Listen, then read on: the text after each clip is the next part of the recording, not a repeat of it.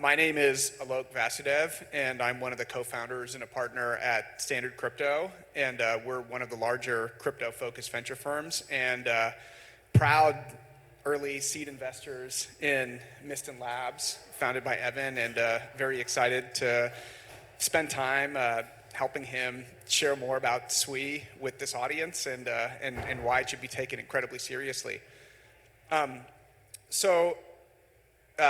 To introduce Evan, Evan is a rare breed in that he has had a storied career in Silicon Valley at some of the most impressive engineering organizations that we have, and he's been able to take a lot of that expertise and learning and bring it to one of the most advanced blockchains that the world has ever seen.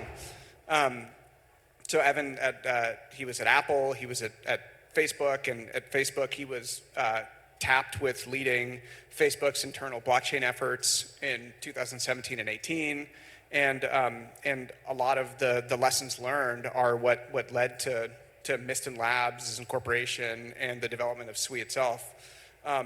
So Evan, maybe a great place to start would be adding a little bit more color to your background, why it's unique, and the insights that really led you to forming Mysten and developing Sui. Well, first of all, it's good to meet everyone. I'm Evan. I'm the co-founder CEO of Mysten Lab.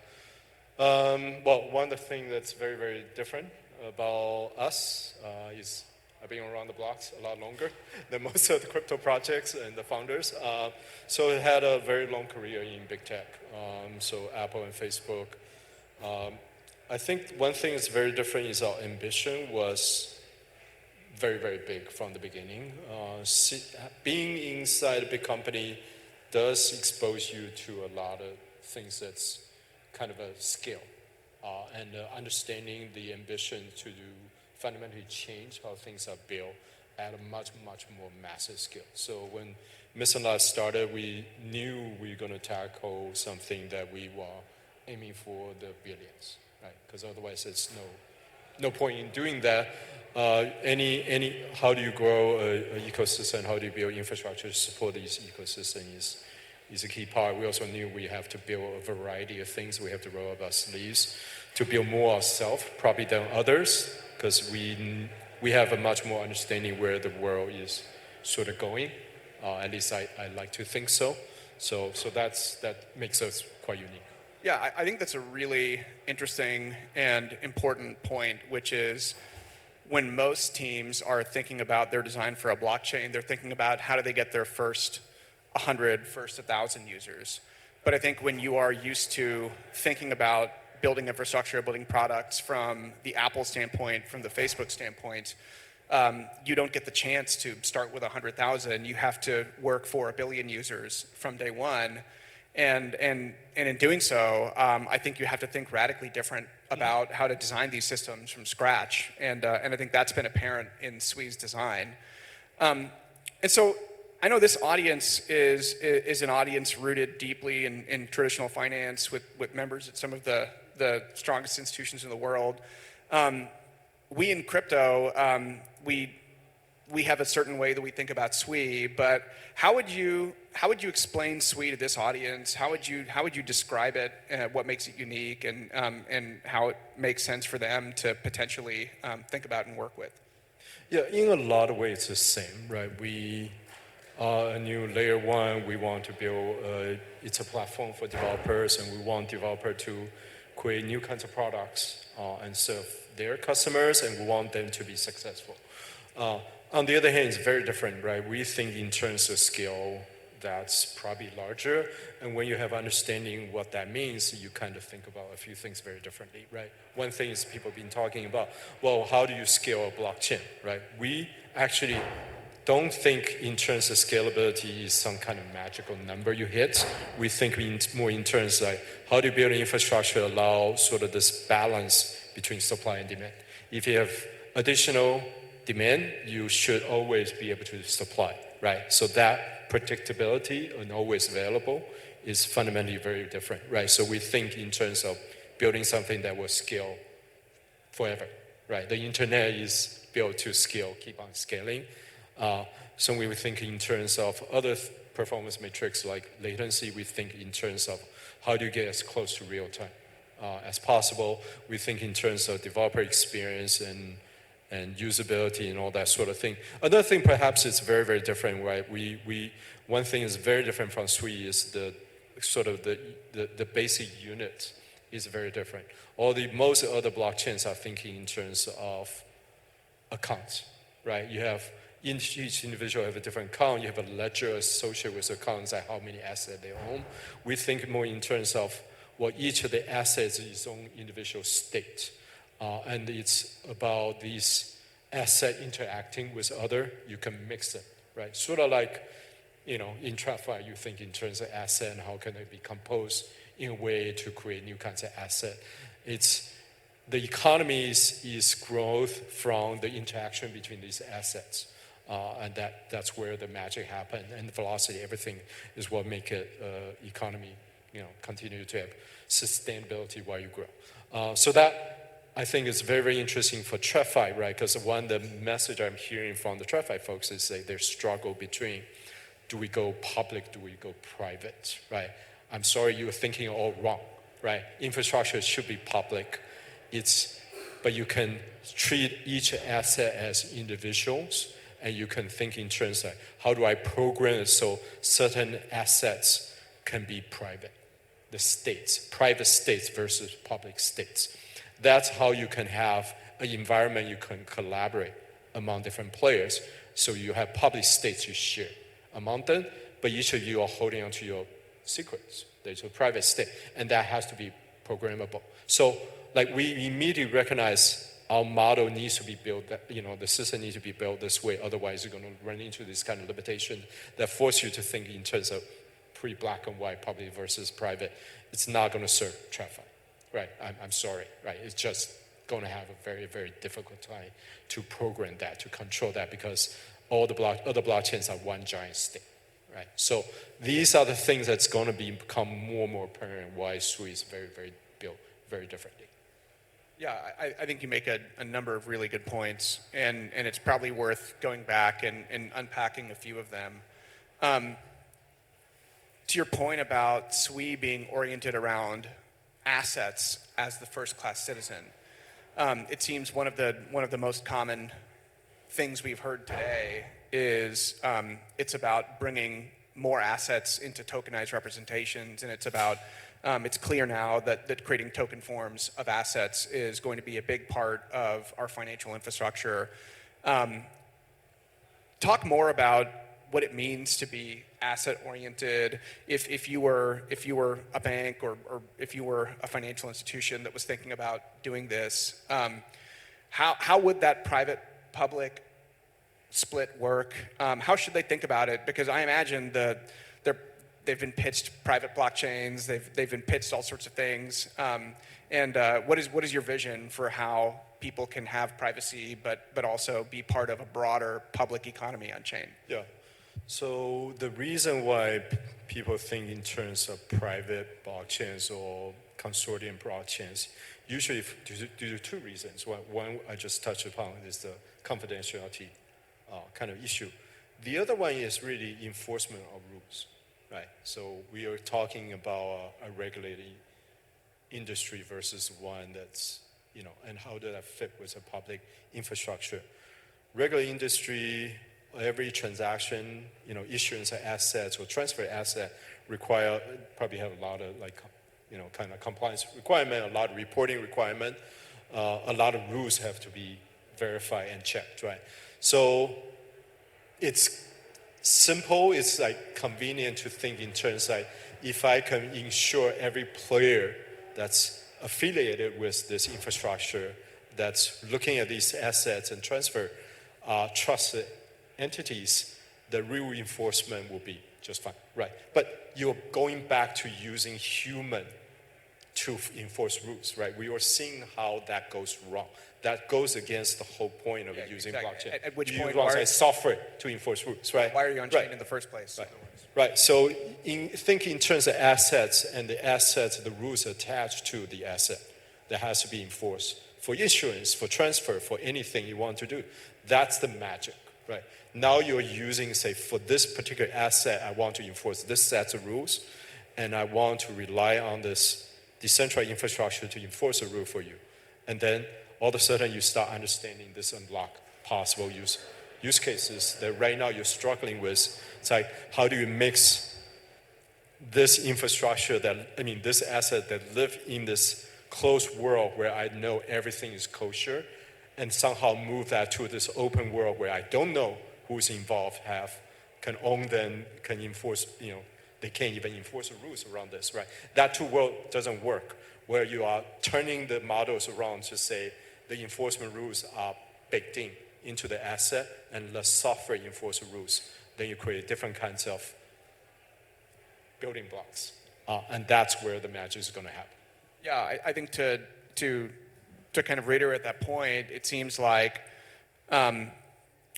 we have very blunt instruments on some of the earlier blockchains in terms of how we can actually impose constraints on assets. We have things like whitelists and blacklists and very vanilla tools at our disposal, but it makes a lot of sense that each asset comes with its own set of rules and constraints that the issuer of that asset gets to set up. And then once those are programmed into the assets themselves, then it's automatically in compliance no matter how it's used on the blockchain broadly. Yeah, permission asset on top of permissionless environment, that's the whole point. If you are relying on human to make decision, you go back to the NFT sort of royalty payments, which is enforced by human who runs a marketplace, and that falls apart, the model falls apart, right? This is the whole point. So we think in terms of sort of what the infrastructure needs to do very, very differently. Yeah, and this also feels like a very powerful shift for a financial institution because it's less about what blockchain am I going to work with or what underlying piece of technology do I need to get my engineers familiar with and learn how to build on, and it's more thinking about what do I want to put on chain. And if I were to put it on chain, what is the compliance criteria, the constraints, what does it need to satisfy? Yep. And then you're actually rooted in a position of strength in terms of coming up with that, and the rest of it is just taken care of. That does feel like the right abstraction. Yeah, and you need to be able to put those things on chip. That's another struggle you have, right? So a lot of the blockchains are still trying to figure out ways to make that, sort of on-chain storage or information that's associated with a particular asset to be available on-chain. So again, the infrastructure needs to be built to support this. Really well said. So switching gears a little bit, Mysten Labs and Sui is one of the most ambitious teams in the space that we've seen. I think there's a really exciting roadmap of advancements to Sui itself, of new products and protocols that are flanking Sui to add further value to developers and users of that ecosystem. Evan, why don't you tell the audience a little bit about how you think about the roadmap for Sui, what's next, and even what do you have in mind that could be specifically applicable to some of the folks in this room? I mean, ultimately, the Mysten Labs jobs are two things, right? The way we think about it is we build platforms for developers to build business. And they want to build this kind of business on our platform because they can build better products and they can make money while serving their users, right? So that's our first job. And our second job is to grow this economy that's forming on top of these platforms to be vibrant, to be sustainable. So that is fundamentally our job, right? So a lot of what we do is continue to further improve upon the technology and to make sure they don't ever have to think about, am I going to worry about cost? Am I going to worry about downtime? Am I going to worry about unpredictable this and that, right? So we take all the way. We build building blocks on top of to make a lot of these kind of products easier to develop. And then we help them to build the product, to help them to reach their customers so they can grow their business. And then they in turn draw other developer into the ecosystem because once they heard so-and-so project moved from other chains to Sui and they're making 30 times more money than before, everybody comes, right? So that's how economy grows, right? It's like, I found Go, right? I found Go and other people were going to come here. So in a lot of ways, it's very simple. In another way you look at it is extremely hard because no one has really built these kind of long-term sustainable economy yet. So you have to really think in terms, what does the economy needs to be self-sustaining, to be, vibrant and all that. So we're doing all that, and we're looking, and the great things about all that is we learn along the way what developers needs, what user needs, what are some of the other frictions that we can solve, and also what are the opportunity for us. Like we can keep building and satisfy their needs and satisfy our needs. Yeah, I think you make a really good point that also ties into some of what we were talking about earlier around discarding this notion of kind of private versus public. Because to your point, the advantage that public blockchain has is that it can basically grow its own GDP.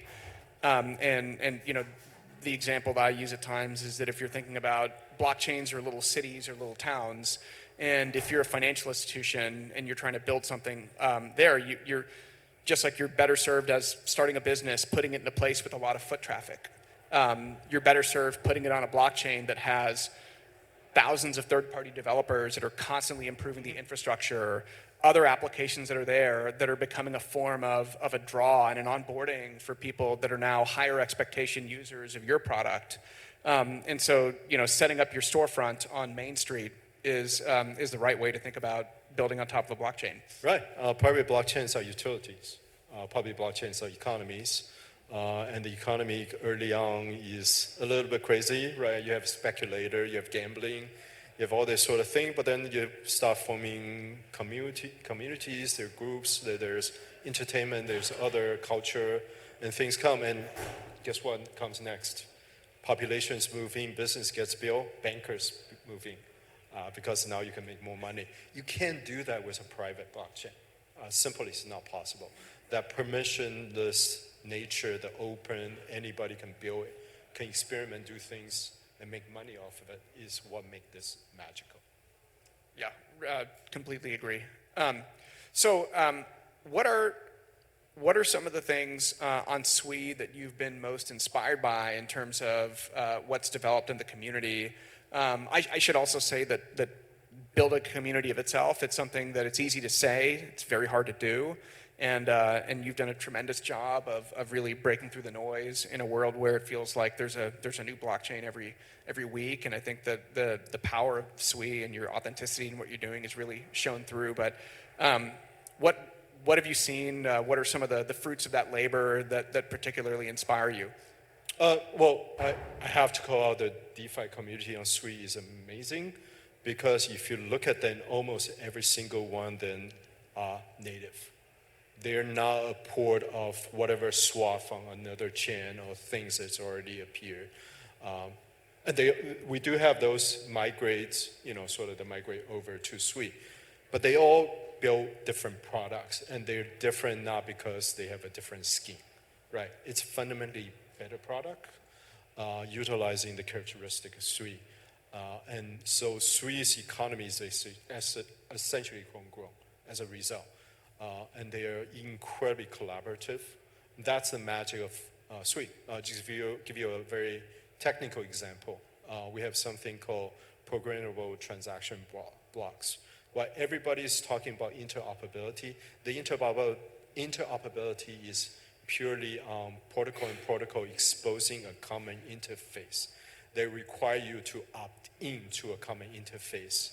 Here on Sui doesn't require requirement. Right? You can expose whatever interface you want. Others can just phone these transaction blocks purely on the client side to take advantage of what they do. So you can essentially stitch up to 1,024 of these transactions together into one block. And that's magical. We're seeing these kind of product like arbitraging and everything else. It's just basically, it's impossible to do anywhere else. Because think about it, it's like other things, other protocols, even if they say they can do this, require you to go write smart contracts to make sure those are audited, and you have to make sure things don't break if other protocol change things. Here you don't have that problem. It's purely on the client side. That's true code composability. I haven't even talked about data composability here. So the products are better, they're much more efficient, and they're all unique, homegrown to Sui. That's one thing that's really inspiration to me. It's like these are things we didn't anticipate to be forming so quickly, but we're seeing things that are just amazing, right? It's literally just blowing up. I agree, and I should point out that I think there's a shortcut that many take, which is you can have an ecosystem that's bought and paid for, and it's very easy to induce people to build on your blockchains if you have a bag of cash in exchange for it. And I think one thing I admire about Sui is that it's been an authentic community. Yes, and this is important to understand, right? There's debate about L2s and this and that.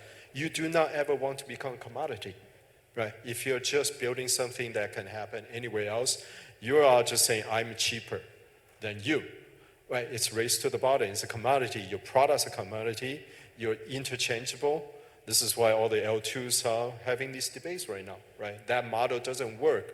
You're taking away the strengths of being permissionless, being decentralized, and you're doing a bunch of, you're trading off for centralized, to solve some problem. You're exposing other problems, right? You're making your UX so much worse. Your security problem is a lot worse now. And you're a commodity. This is the problem, right? You don't ever want to be a commodity, and we're seeing that. Hundreds and hundreds of chains basically look the same. Yeah, I think that's right. I think that the best companies in the world, they price to value rather than pricing to competition. And maybe this is an Apple lesson that you've internalized about how to maintain pricing power amidst a very seemingly competitive market for products. Yeah. But I think that as a venture capitalist, when I look at blockchain ecosystems all the time, and I think we're always trying to figure out who's building on what blockchain for the right reasons. And one of the signatures that we look for, kind of a heat signature of what a high quality ecosystem looks like versus a more manufactured ecosystem is, it's one thing to take a protocol on, say, Ethereum and port it line for line onto another blockchain. But it's very different to do that versus thinking deeply about what does the blockchain architecture enable and how can you really innovate and do something new that's only possible on this new blockchain. And I think Sui's asset model, I think the composability opportunities that Evan surfaced on, I think it's very clear that if you look at how people are building on Sui, even though it's DeFi, it may be a decentralized exchange, it may be a lending protocol, but if you look under the hood, what they're doing is often very structurally distinct from what's been tried previously. Yep. And that's only touching on DeFi, right? Not touching on consumer products, not touching on other kinds of product. And and we also thinking again bigger, right? We view, if you understand the fundamental value of a blockchain is you eliminate a lot of friction between any two parties that exchange information or exchange assets. And this is why we call Sui the universal coordination layer for everything that's going to happen on the internet, in the internet, right? When you talk about these days, people want to talk about AI, anytime, any chance they have. Well, think about the interaction between AIs and AI and humans and AI, these are interaction. You want human to be in the middle, coordinating these things? Not going to happen, right? Even before that, right? Talk about something that's much more concrete. Something that look like a marketplace, right? DePIN is all look like a marketplace. There's a supply side, access capacity or access time versus a demand side. I want to buy this access capacity because it's cheaper. Guess what? If you're using human in the middle to do coordination, you're inefficient. Now you're using a blockchain and software to do coordination, to do everything else that comes with it is 100 times, 1,000 times more efficient, right?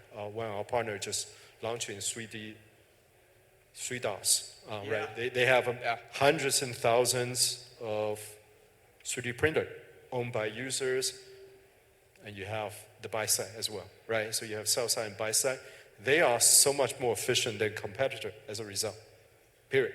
And that is a new business model. So one thing people don't talk about enough is when you have a new paradigm, once you want to enable a new paradigm, it comes down to allowing developer to experiment and find a successful new business model. That's how they win. And once they win, everybody's going to come in and copy that, right? This is how changes happen, right? Changes do not happen because user tell you, I want a faster horse, right? It's the developer that figuring out, I can do this that serve my user better and pass on the saving in time and money to them, and I build a sustainable business. And that's when the magic happens. So that's what this is about. Really well said, and I fully agree. So I know we're almost at time here, and so as a parting question, if someone here in the audience is a stakeholder at a financial institution and really understands how this can be a path to the future, what is the best way for them to discover more about Sui? How should they think about educating themselves and kind of onboarding themselves into the Sui community? Well, come to talk to us. That's probably the best way. There's only so much you can learn by reading the documents, reading all the articles, and playing with Sui. Just come talk to us. Many of us are here. Flag us down, and we're happy to chat more. Terrific. Thank you so much, Evan. Thank you.